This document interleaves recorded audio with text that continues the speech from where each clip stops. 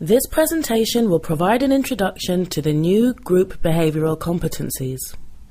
We'll take a look at what behavioural competencies are, why they're important, how the new LR1s were developed, their structure, an overview of the competency dictionary, and how they'll be used and rolled out. As a professional services firm, the success of Lloyd's Register rests firmly on the capabilities of its people. Defining, identifying, measuring, and developing these capabilities are essential in ensuring we have the right people in the right place and, to a degree, at the right time.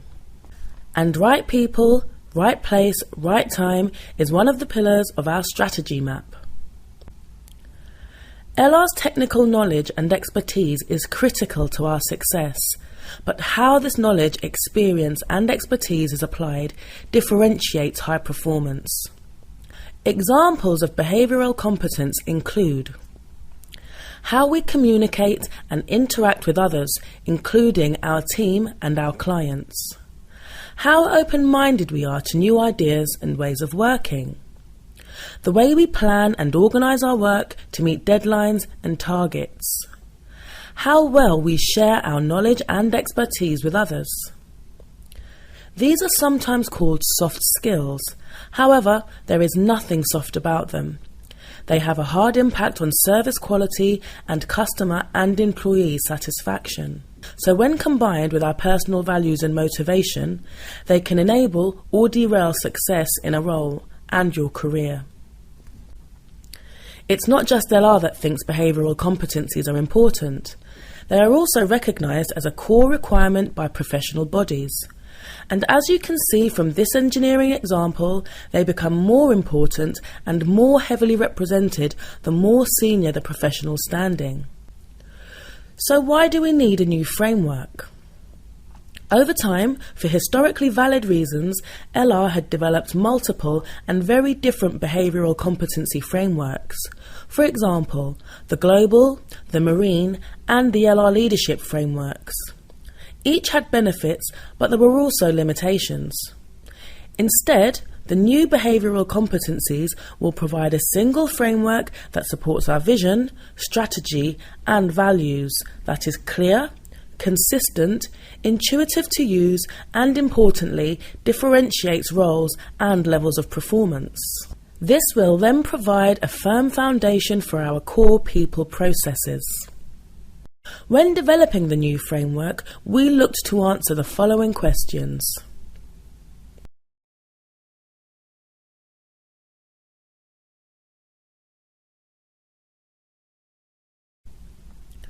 With these questions in mind, we took the learning and insights gained from previous frameworks and combined this with benchmarked research against our strategy map. Then refined the results by applying our values and some core themes that were highlighted by stakeholders across LR. The new behavioural competencies have 6 areas of focus which are important for our success. In the core, we have external focus, working together, and professional expertise. This is circled by the business cycle. External focus is having industry vision and insight and a deep understanding of our stakeholders' needs, ensuring we develop and deliver value world-class services, ultimately sustaining the LR Group and fulfilling our mission of adding value to society.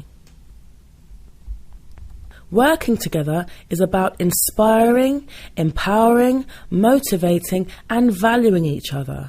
It means building and maintaining supportive relationships, respecting diversity and cultural difference, and resolving conflict to create positive, productive, safe and efficient working environments. One world, one purpose, one team. Professional expertise is what we are about, and it means developing and maintaining world-leading expertise, knowledge and skills through self-development, training, knowledge sharing and experience. This is at the heart of our reputation, is key to our competitive advantage, and is essential in providing impartial, expert, valued service that keeps people safe. The business cycle starts with setting direction, which is about providing clarity of purpose, role priorities, and objectives based on understanding the big picture and the full complexity of the context and environment. It means planning ahead with focus and personal ownership for the top and bottom line, whilst remaining true to LR's values and never compromising on safety. It is then essential that we take accountability and ownership and deliver our desired results. It includes developing clear and robust plans of action and confronting and managing both problems and opportunities as they arise. It means managing and reviewing the performance of individuals against expectations, taking corrective action where necessary with timely and sound decisions and judgment. We can't stand still. We need to continually challenge ourselves and develop our skills, expertise and capabilities, and also to challenge the conventional way of doing things, generating new, innovative ideas, products and services, ensuring that we maximise our individual and collective potential. The 6 areas are broken down into 14 competencies. This simplifies the group model whilst enabling us to differentiate what good performance looks like for different roles and at different levels within LR. Don't worry, you won't have to look after all 14 for your role, just the most critical 6 to 8. How these are selected will be covered later.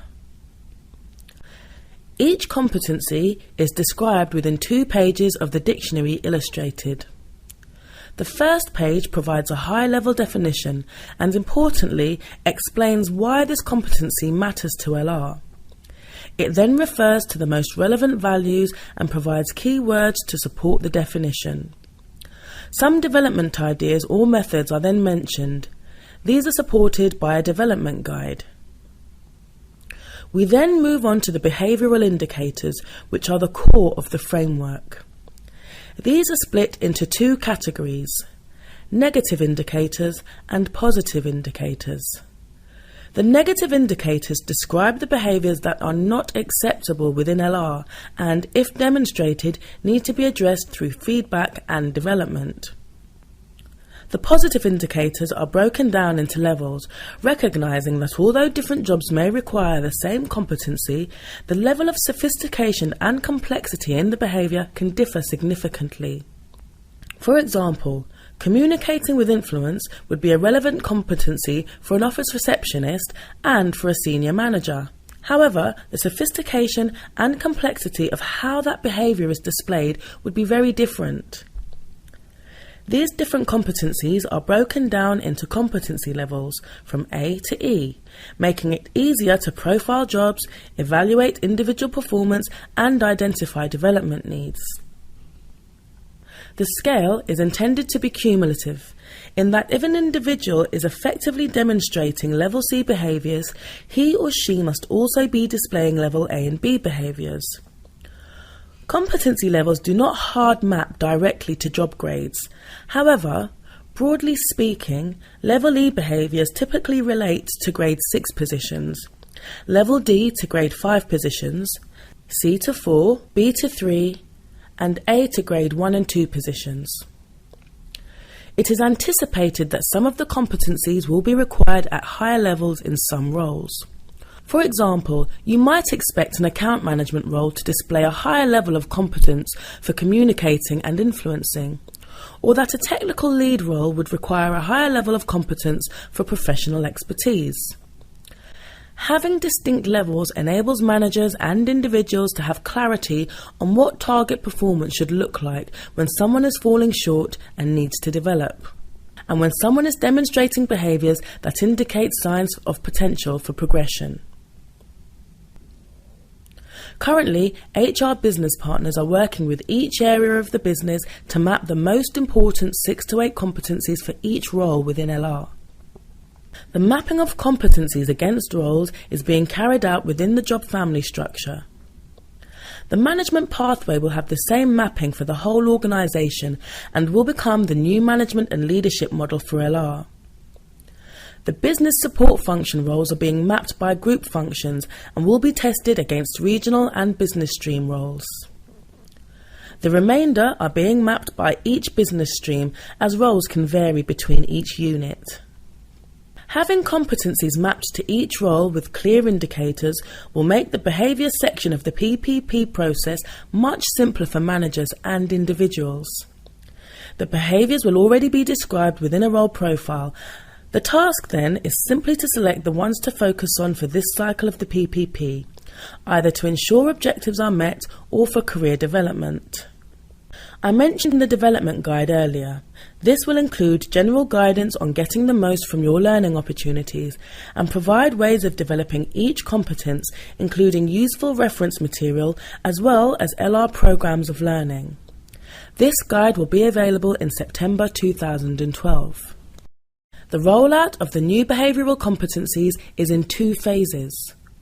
Phase 1 is a soft launch running from July until the next PPP cycle in 2013. The goal of this phase is to enable individuals and managers to get familiar with the new framework and to have had some experience of working with them.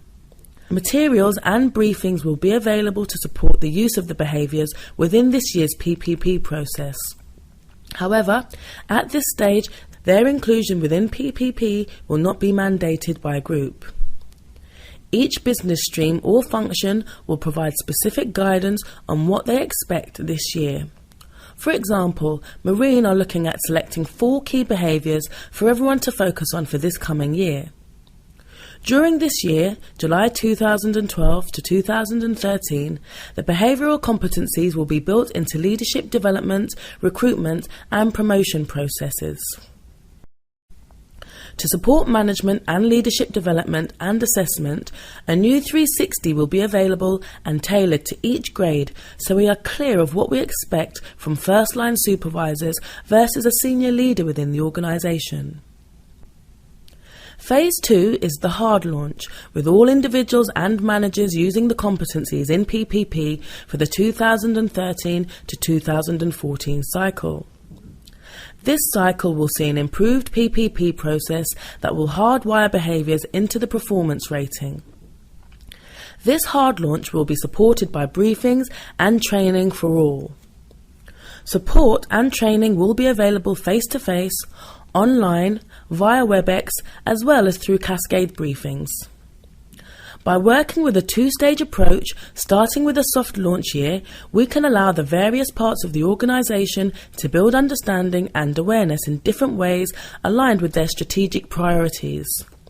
We believe this will lead to a strong position for successful organisation-wide implementation in 2013. Thank you for your time. If you have any questions or suggestions or feedback, then please contact your HR business partner who can help you to get your questions answered.